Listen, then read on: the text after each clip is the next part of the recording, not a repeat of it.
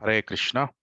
ओम अज्ञानतिमिरान्धस्य ज्ञानाञ्जनशलाकया चक्षुरुन्मिलितं येन तस्मै श्रीगुरवे नमः। नमः ओं विष्णुपादाय कृष्णप्रेष्ठाय भूतले श्रीमते भक्तिवेदान्त स्वामिनिधि नामिने। नमस्ते सरस्वते देवे गौरवाणी प्रचारिणे निर्विशेषशून्यवादी पाश्चात्य देशातारिणे।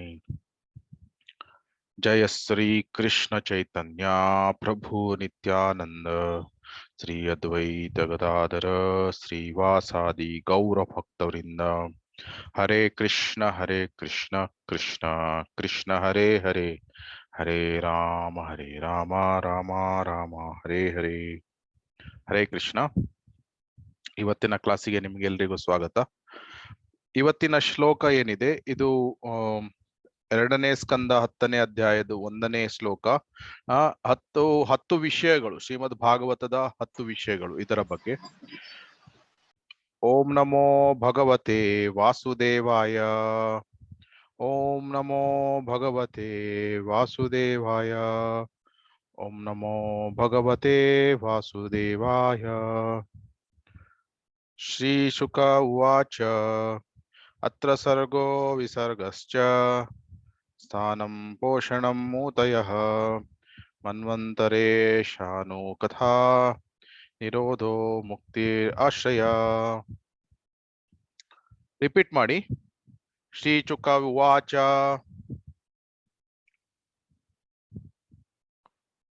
ಓಕೆ. ಅತ್ರ ಸರ್ಗೋ ವಿಸರ್ಗಶ್ಚ ಸ್ಥಾನಂ ಪೋಷಣಂ ಮೂತಯಃ ಮನ್ವಂತರೇಶಾನು ಕಥಾ ನಿರೋಧೋ ಮುಕ್ತಿ ಆಶ್ರಯ. ಸೊ ಈ 10 ವಿಷಯಗಳು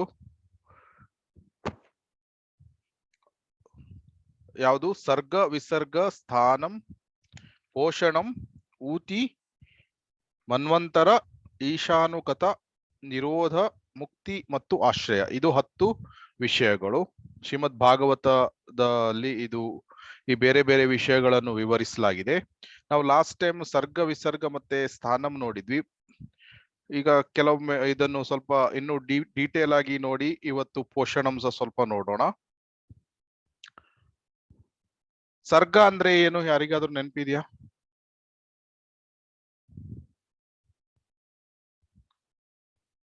ಸರ್ಗ. ಓಕೆ.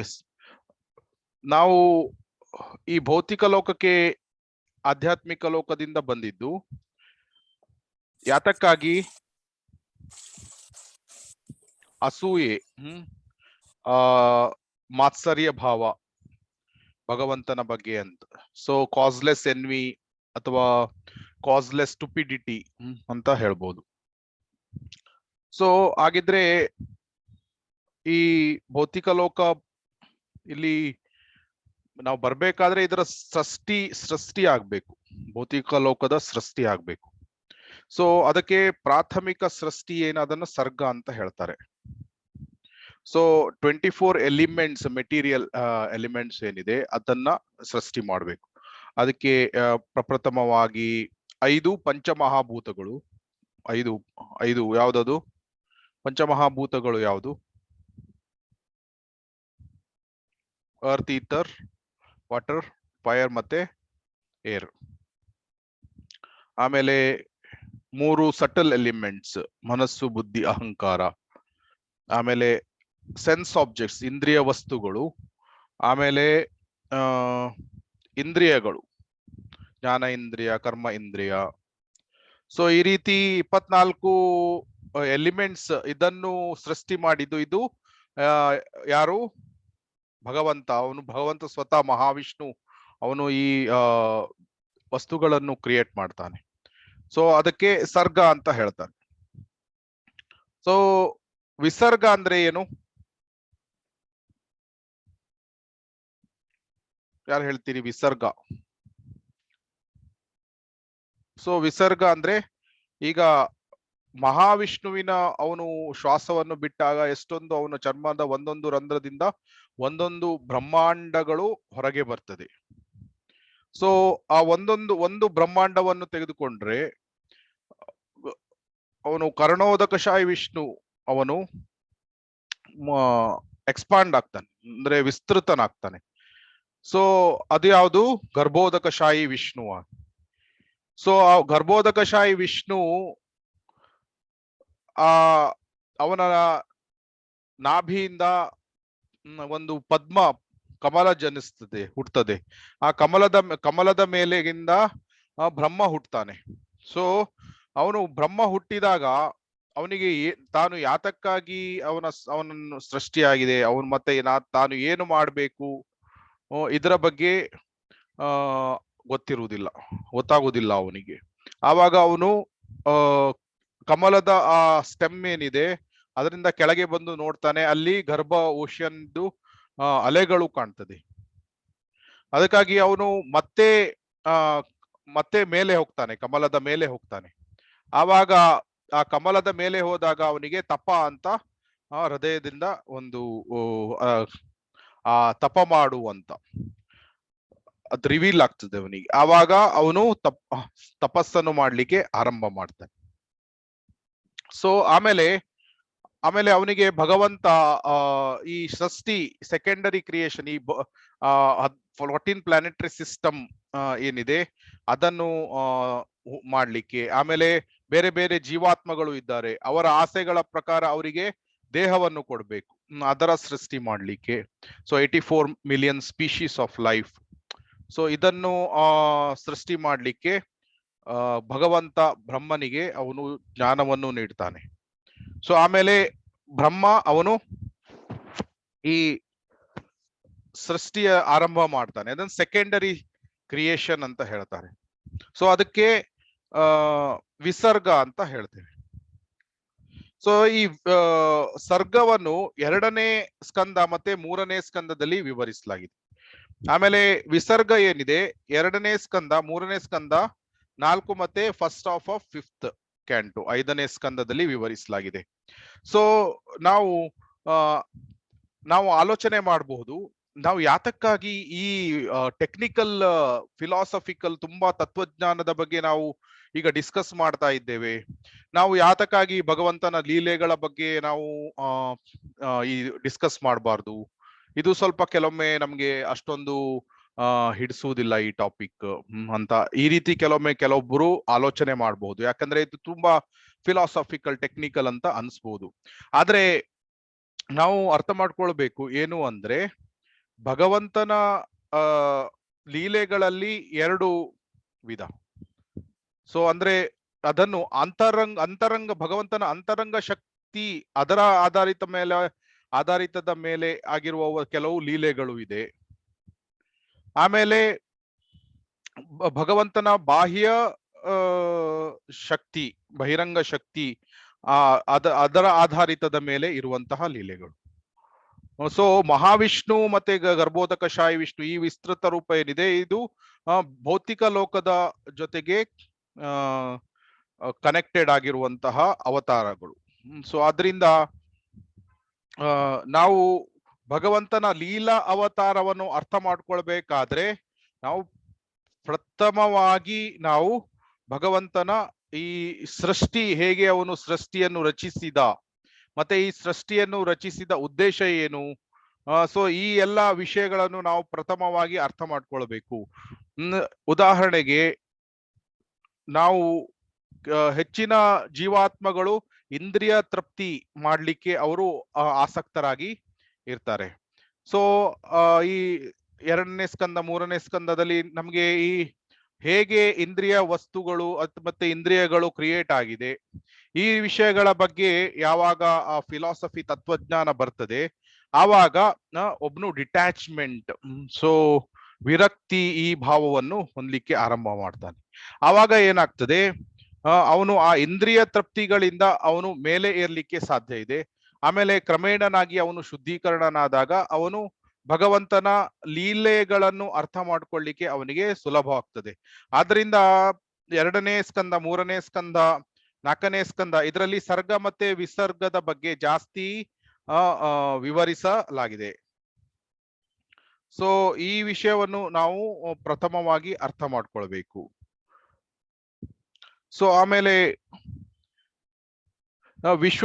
ಭಗವಂತ ವಿಶ್ವರೂಪವನ್ನು ಸಹ ಅರ್ಜುನನಿಗೆ ತೋರಿಸ್ತಾನೆ.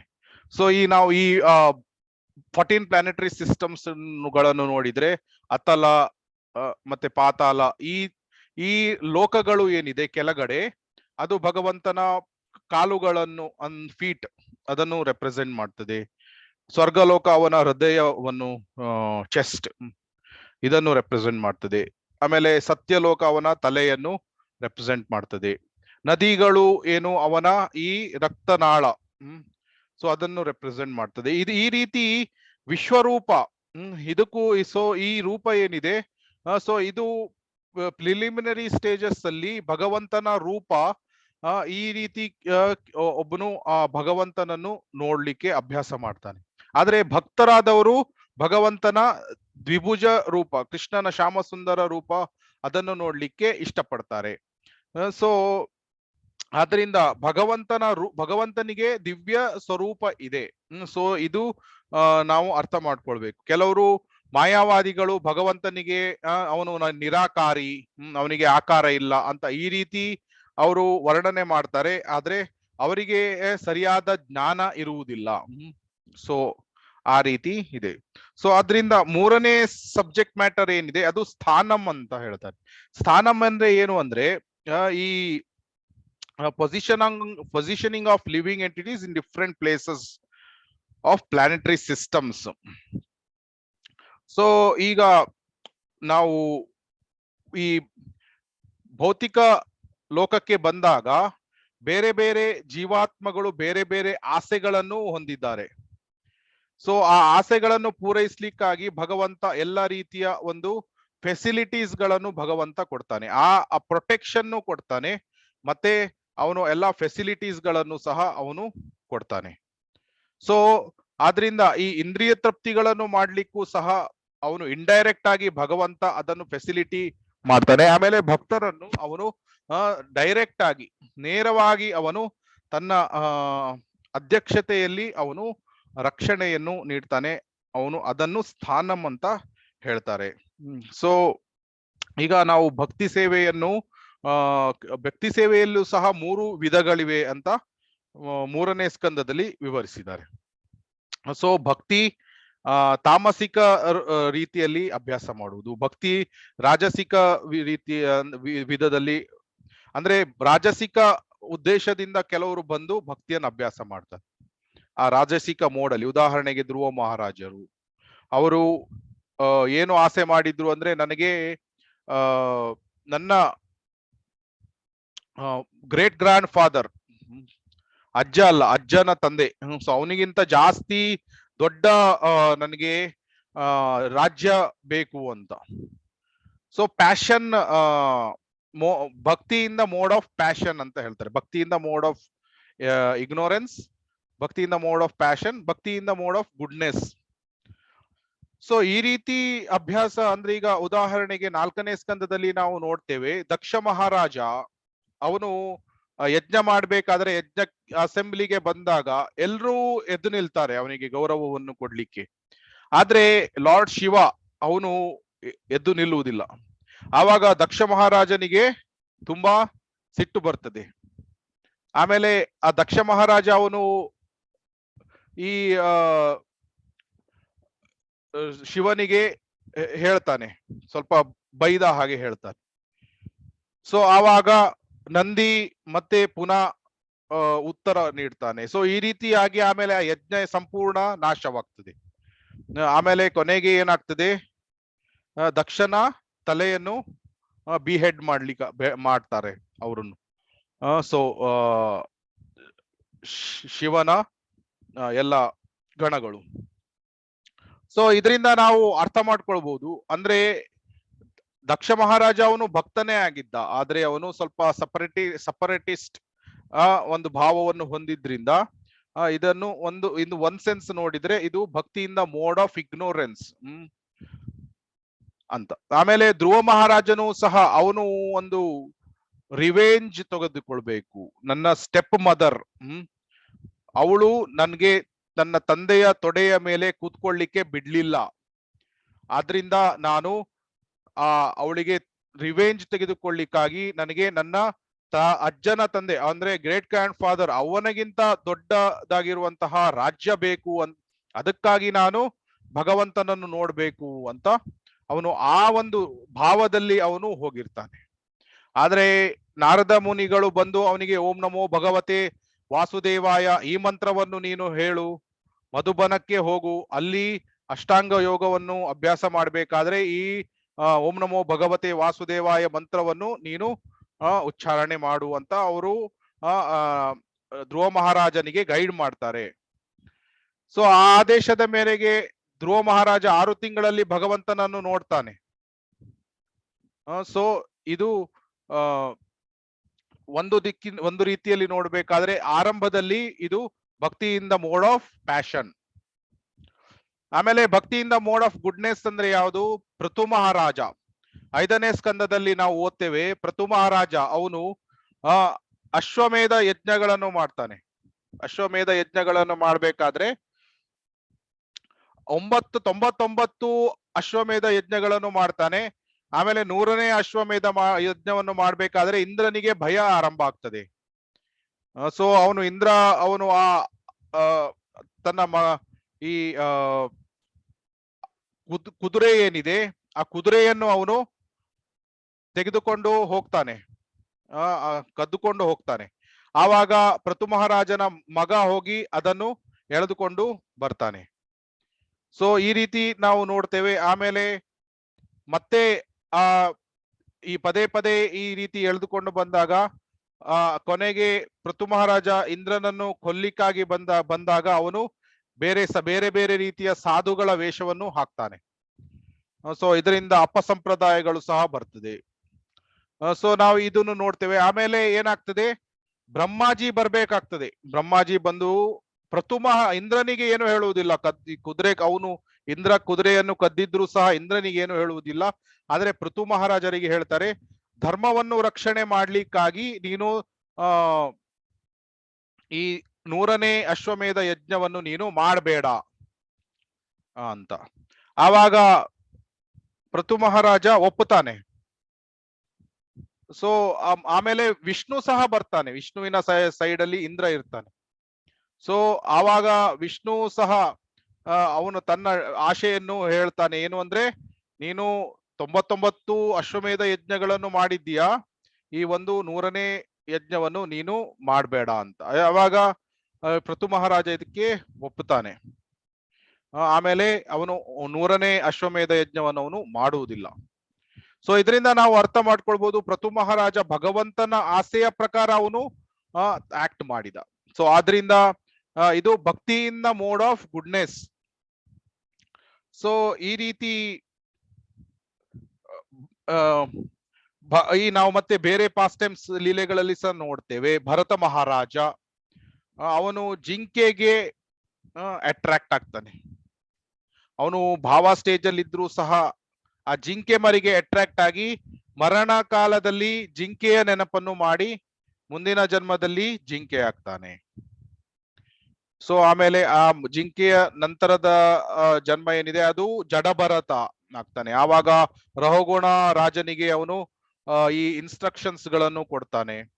ಸೊ ಈ 3 ಪಾಸ್ಟ್ ಟೈಮ್ಸ್ ಗಳನ್ನು ನಾವು ನೋಡಿದಾಗ, ಅವನ 3 ಜನ್ಮಗಳನ್ನು ನಾವು ನೋಡಿದಾಗ ಭಗವಂತ ಅಲ್ಲಿ ಅವನ ಪ್ರಜ್ಞೆಯನ್ನು ರಕ್ಷಣೆ ಮಾಡ್ತಾನೆ. ಸೊ ಜಿಂಕೆಯ ದೇಹ ಸಿಕ್ಕಿದ್ರು ಸಹ ಅವನು ಋಷಿ ಮುನಿಗಳು ಭಾಗವತ ಕತೆ ಹೇಳುವಲ್ಲಿ ಅಲ್ಲಿ ಹೋಗಿ ಕೂತ್ಕೊಳ್ತಾ ಇತ್ತು ಆ ಜಿಂಕೆ. ಸೊ ಈ ರೀತಿ ಅವನ ಪ್ರಜ್ಞೆಯನ್ನು ಅವನು ಭಗವಂತ ರಕ್ಷಣೆ ಮಾಡ್ತಾನೆ. ಸೊ ಕ್ಷಿಪ್ರಂ ಭವತಿ ಧರ್ಮಾತ್ಮ ಶಾಶ್ವತ್ ಶಾಂತಿ ನಿಗಚ್ಚತಿ ಕೌಂತೆಯ ಪ್ರತಿಜಾನೀಹಿ ನಮೇ ಭಕ್ತ ಪ್ರಣಶ್ಯತಿ. ಸೊ ನನ್ನ ಭಕ್ತನಾದವನು ಯಾವಾಗ್ಲೂ ನಾಶ ಆಗುವುದಿಲ್ಲ ಅಂತ. ಅದಕ್ಕಾಗಿ ಅವರ ಭಕ್ತನ ಪ್ರಜ್ಞೆಯನ್ನು ಯಾವಾಗ್ಲೂ ಭಗವಂತ ರಕ್ಷಣೆ ಮಾಡ್ತಾನೆ, ಭಕ್ತನನ್ನು ಯಾವಾಗ್ಲೂ ಭಗವಂತ ರಕ್ಷಣೆ ಮಾಡ್ತಾನೆ. ಇದನ್ನು ಸ್ಥಾನಂ ಅಂತ ಹೇಳ್ತಾರೆ. ಆಮೇಲೆ ಲಿವಿಂಗ್ ಎಂಟಿಟೀಸ್ ಜೀವಾತ್ಮಗಳು ಸಹ ಈ ಹೆಚ್ಚಿನ ಸಮಯ ಏನು ಭಗವಂತನ ಮೇಲೆ ಅವಲಂಬಿತವಾಗಿದೆ. ನಮಗೆ ಭಗವಂತ ಈ ಗಾಳಿ ಬೆಳಕನ್ನು ನೀಡ್ತಾನೆ, ನೀರನ್ನು ನೀಡ್ತಾನೆ. ನಮ್ಮ ಏನು ನಮಗೆ ದಿನನಿತ್ಯ ಏನು ಆ ಏನು ಈ ನೀಡ್ಸ್ ಗಳು ಇದೆ, ನಮಗೆ ಈ ಏನನ್ನು ಸಾಮಗ್ರಿಗಳು ಬೇಕು ಅದನ್ನು ಭಗವಂತನೇ ಅವನು ನೀಡ್ತಾನೆ. ಸೊ ಈ ರೀತಿ ಭಗವಂತನ ಮೇಲೆ ಎಲ್ಲಾ ಜೀವಾತ್ಮಗಳು ಭಗವಂತನ ಮೇಲೆ ಅವಲಂಬಿತವಾಗಿದೆ. So lord is providing everything to all the living entities. So ಇದನ್ನು ನಾವು ಅರ್ಥ ಮಾಡ್ಕೊಳ್ಬಹುದು.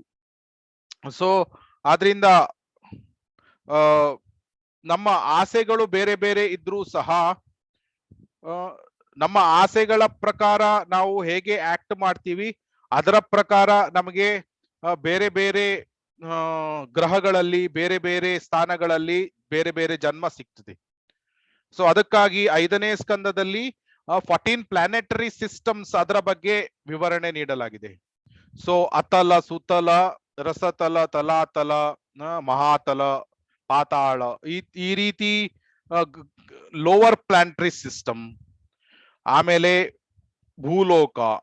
ಭೂಲೋಕದ ಮೇಲೆ ಭುವರ್ಲೋಕದ ಮೇಲೆ ಸ್ವರ್ಗಲೋಕ, ಜನಲೋಕ, ಮಹರ್ಲೋಕ, ಜನಲೋಕ, ತಪೋಲೋಕ, ಸತ್ಯಲೋಕ. ಸೊ ಈ 14 ಪ್ಲಾನೆಟರಿ ಸಿಸ್ಟಮ್ಗಳ ಬಗ್ಗೆ ಈ 5ನೇ ಸ್ಕಂದದಲ್ಲಿ ವಿವರಿಸಲಾಗಿದೆ. ಸೊ ಯಾರು ಭಗವಂತ ಸ್ಯಾಂಕ್ಷನ್ ಮಾಡಿರುವಂತಹ ಪೆರಿಮೀಟರ್ ಅಲ್ಲಿ ಇದ್ದು ಅವನು ಕರ್ಮವನ್ನು ಮಾಡ್ತಾನೆ, ಅವನು ಸ್ವರ್ಗಲೋಕದಲ್ಲಿ ಎಂಜಾಯ್ ಮಾಡ್ತಾನೆ. ಯಾರು ಬೌಂಡ್ರಿಯನ್ನು ಕ್ರಾಸ್ ಮಾಡಿ ಸಿನ್ಫುಲ್ ಪಾಪ ಕಾರ್ಯಗಳನ್ನು ಮಾಡ್ತಾರೆ ಅವರು ನರಕ ಲೋಕಕ್ಕೆ ಹೋಗ್ಬೇಕಾಗ್ತದೆ. ಅದನ್ನು ಸಹ ಎಕ್ಸ್ಪ್ಲೇನ್ ಮಾಡಿದ್ದಾರೆ. ಸೊ ಹೀಗೆ ಬೇರೆ ಬೇರೆ ಆಸೆಗಳ ಪ್ರಕಾರ ಬೇರೆ ಬೇರೆ ಜೀವಾತ್ಮಗಳು ಬೇರೆ ಬೇರೆ ಗ್ರಹಗಳಲ್ಲಿ ಮೇಲೆ ಕೆಳಗೆ ಹೋಗ್ತಾ ಇರ್ತಾರೆ. ಕ್ಷೀಣೆ ಪುಣ್ಯ ಮೃತ್ಯ ಲೋಕಂ ವಿಶಂತಿ. ಮತ್ತೆ ಪುಣ್ಯ ಮುಗಿದ ತಕ್ಷಣ ಸ್ವರ್ಗಲೋಕದಿಂದ ಜೀವಾತ್ಮವನ್ನು ಮತ್ತೆ ಭೂಲೋಕಕ್ಕೆ ಕಳಿಸಲಾಗ್ತದೆ. ಸೊ ಈ ರೀತಿ ಬ್ರಹ್ಮಾಂಡ ಭ್ರಮಿತೆ ಕೌನ ಭಾಗ್ಯವಾನ್ ಜೀವ್ ಗುರು ಕೃಷ್ಣ ಪ್ರಸಾದೆ ಪಾಯ್ ಭಕ್ತಿಲತಾ ಬೀಜ್. ಸೊ ಹೀಗೆ ಬ್ರಹ್ಮಾಂಡವನ್ನು ಭ್ರಮಣ ಮಾಡ್ತಾ ಇರ್ತದೆ ಜೀವಾತ್ಮಗಳು. ಒಂದು ಜನ್ಮ ಆದ ನಂತರ ಇನ್ನೊಂದು ಜನ್ಮ ಆದ್ಮೇಲೆ ಇನ್ನೊಂದು ಜನ್ಮ, ಈ ರೀತಿ ಜನ್ಮಾಂತರಗಳಿಂದ ಬೇರೆ ಬೇರೆ ಗ್ರಹಗಳಿಗೆ ಬೇರೆ ಬೇರೆ ಈ ಸ್ಥಳಗಳಿಗೆ ಜೀವಾತ್ಮ ಮೂವ್ ಆಗ್ತಾ ಇರ್ತದೆ. 84 lakhs ಸ್ಪೀಶೀಸ್ ಅಲ್ಲಿ ಮೂವ್ ಆಗ್ತಾ ಇರ್ತದೆ. ಆದ್ರೆ ಯಾರು ಕೊನೆಗೆ ಭಗವಂತನೇ ಸರ್ವಸ್ವ,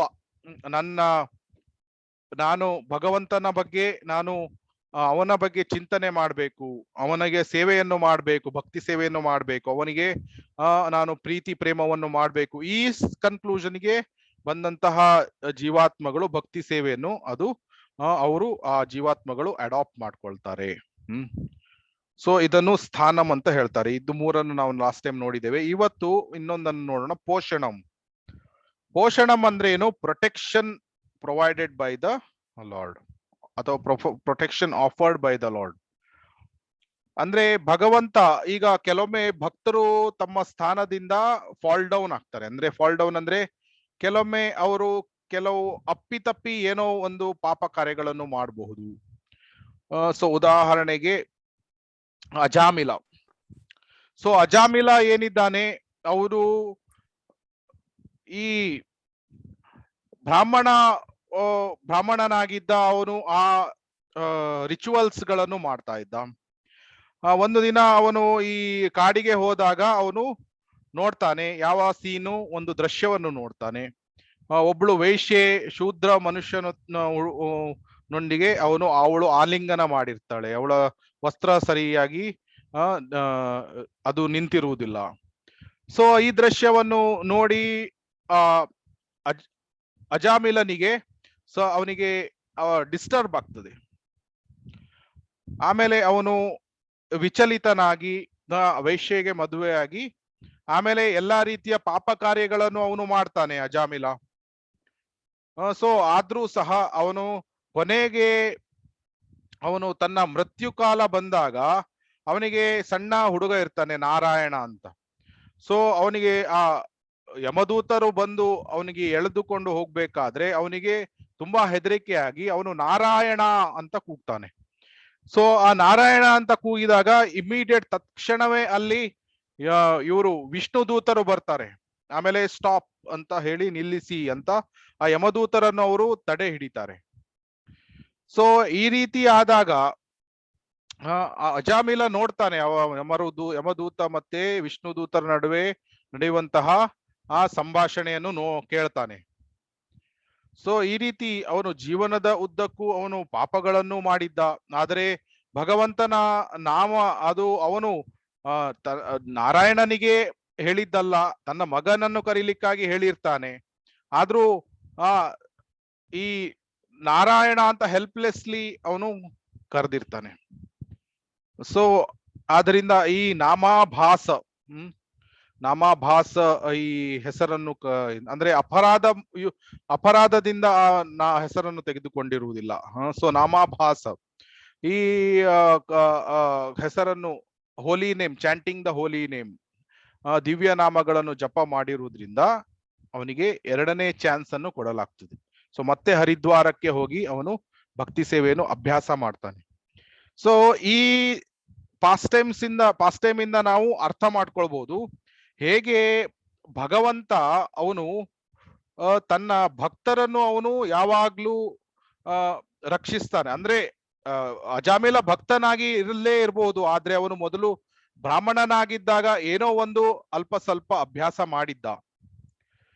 ಆಮೇಲೆ ಈ ಅಜಾಮಿಲನ ಪಾಸ್ಟ್ ಟೈಮ್ ಇಂದ ಪ್ರಮುಖವಾಗಿ ನಾವು ಅರ್ಥ ಮಾಡ್ಕೊಳ್ಳೋದು the glory of the Holi name, ಭಗವಂತನ ದಿವ್ಯ ನಾಮದ ಮಹಿಮೆ ಏನು ಅಂತ ಅರ್ಥ ಮಾಡ್ಕೊಳ್ಬಹುದು.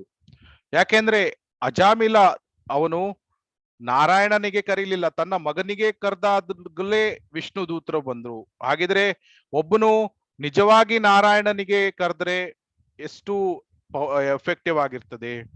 ಆಮೇಲೆ ಅಜಾಮಿಲ ಮರಣ ಸಮಯದಲ್ಲಿ ಮಾತ್ರ ಅವನು ದಿವ್ಯ ನಾಮಗಳನ್ನು ಉಚ್ಚಾರಣೆ ಮಾಡಿದ. ಅದೇ ಭಕ್ತರಾಗಿ ನಾವು ಜೀವನದ ಉದ್ದಕ್ಕೂ ಹರಿನಾಮ ಜಪವನ್ನು ಮಾಡಿದ್ರೆ ಅದು ಎಷ್ಟು ಜಾಸ್ತಿ ಇಫೆಕ್ಟಿವ್ ಆಗಿರಬಹುದು. ಮತ್ತೆ ಅಜಾಮಿಲ ಎಷ್ಟೊಂದು ಪಾಪ ಕಾರ್ಯಗಳನ್ನು ಮಾಡಿದ್ದ, ಏನು ರೆಗ್ಯುಲೇಟಿವ್ ಪ್ರಿನ್ಸಿಪಲ್ಸ್ ಗಳನ್ನು ಅವನು ಫಾಲೋ ಮಾಡಲಿಲ್ಲ. ಅದೇ ಒಬ್ಬ ಭಕ್ತನು ರೆಗ್ಯುಲೇಟಿವ್ ಪ್ರಿನ್ಸಿಪಲ್ಸ್ ಗಳನ್ನು ಫಾಲೋ ಮಾಡಿ ಪಾಪ ಕಾರ್ಯಗಳನ್ನು ಮಾಡದೆ ಅವನು ಹರಿನಾಮ ಮಾಡಿದ್ರೆ ಅದು ಎಷ್ಟು ಪವರ್ಫುಲ್ ಆಗಿರಬಹುದು ಅಂತ ಈ ರೀತಿ ನಾವು ಅರ್ಥ ಮಾಡ್ಕೊಳ್ಬಹುದು. ಸೊ ಹರಿನಾಮ, ಸೊ 5ನೇ ಸ್ಕಂದದಲ್ಲಿ ಸುಖದೇವ ಗೋಸ್ವಾಮಿಗಳು ನರಕ ಲೋಕದ ಬಗ್ಗೆ ವಿವರಣೆಯನ್ನು ಕೊಡ್ತಾರೆ. 28 ನರಕ ಲೋಕಗಳು ಇದೆ ಅಂದ್ರೆ ಪ್ರಮುಖವಾದದ್ದು. ಇನ್ನು ಎಷ್ಟೋ ನರಕ ಲೋಕಗಳಿದೆ, ಅದರಲ್ಲಿ 28 ಪ್ರಮುಖವಾದ ನರಕ ಲೋಕಗಳ ಬಗ್ಗೆ ವಿವರಣೆಯನ್ನು ನೀಡ್ತಾರೆ. ಯಾರು ಆ ಘೋರವಾದ ಪಾಪಗಳನ್ನು ಮಾಡಿರ್ತಾರೆ ಅವರು ನರಕ ಲೋಕಕ್ಕೆ ಹೋಗ್ಬೇಕಾಗ್ತದೆ ಅಂತ. ಸೊ ಆ ನರಕ ಲೋಕದ ವಿವರಣೆಯನ್ನು ಕೇಳಿದಾಗ ಪರೀಕ್ಷಿತ ಮಹಾರಾಜರಿಗೆ ತುಂಬಾ ಒಂದು ಅನುಕಂಪ, ಕರುಣೆ ಹುಟ್ಟುತ್ತದೆ. ಹಾಗಿದ್ರೆ ಇಂತಹ ಜೀವಾತ್ಮಗಳಿಗೆ ಉದ್ಧಾರ ಆಗುವುದು ಹೇಗೆ ಅಂತ. ಆವಾಗ ಶೀಲ ಸುಖದೇವ ಗೋಸ್ವಾಮಿಗಳು ಹರೇ ಕೃಷ್ಣ ಹರಿನಾಮದ ಮಹಾತ್ಮೆಯ ಬಗ್ಗೆ ಅವರು ಆ ಮಹಿಮೆಯ ಬಗ್ಗೆ ವಿವರಿಸ್ಲಿಕ್ಕಾಗಿ ಅಜಾಮಿಲನ ಕಥೆಯನ್ನು 6ನೇ ಸ್ಕಂದದಲ್ಲಿ ಅವರು ಹೇಳ್ತಾರೆ. ಸೊ ಇದರಿಂದ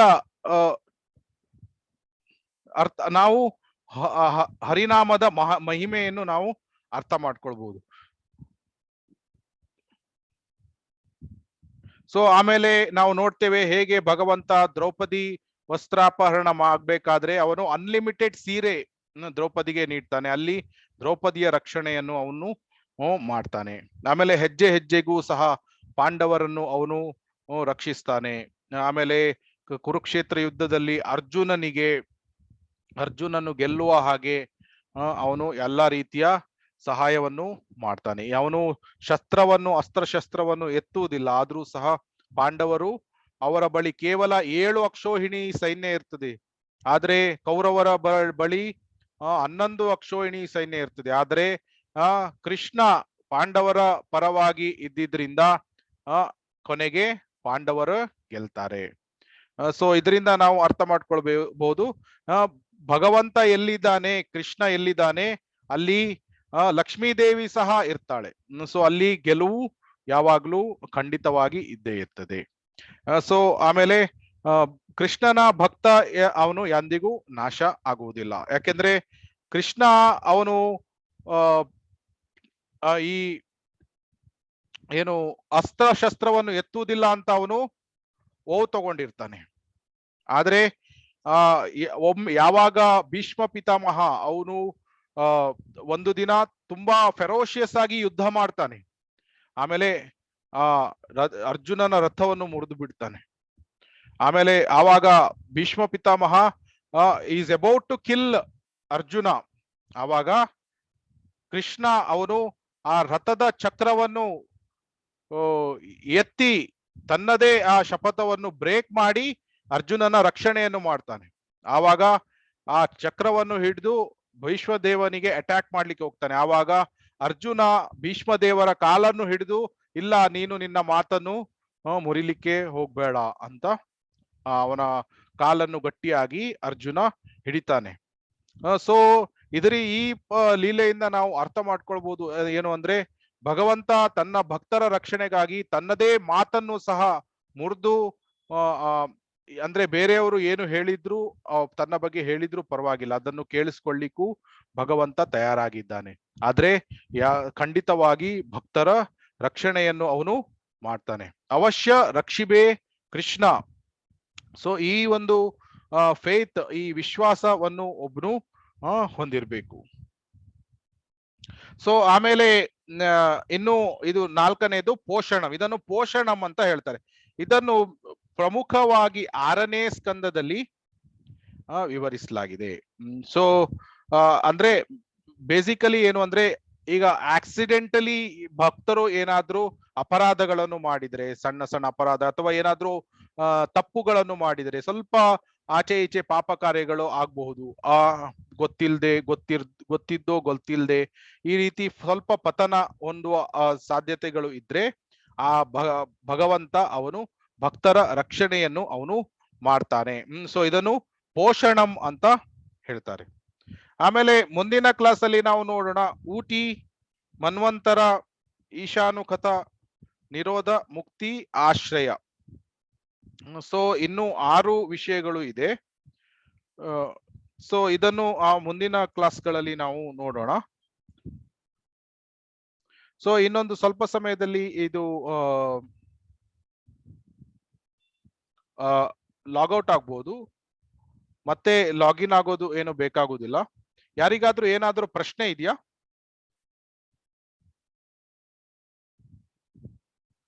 ಹರೇ ಕೃಷ್ಣ ಕೃಷ್ಣ ಕೃಷ್ಣ ಹರೇ ಹರೇ, ಹರೇ ರಾಮ ರಾಮ ರಾಮ ಹರೇ ಹರೇ. ಯಾರಿಗಾದ್ರೂ ಏನಾದ್ರೂ ಪ್ರಶ್ನೆ ಇದೆಯಾ? ಇದೇ ಸಬ್ಜೆಕ್ಟ್ ಇರ್ಬೋದು ಅಥವಾ ಬೇರೆ ಯಾವ್ದಾದ್ರು ಸಬ್ಜೆಕ್ಟ್ ಇದ್ರು ನೀವು ದಯವಿಟ್ಟು ಕೇಳ್ಬಹುದು. ಹರೇ ಕೃಷ್ಣ.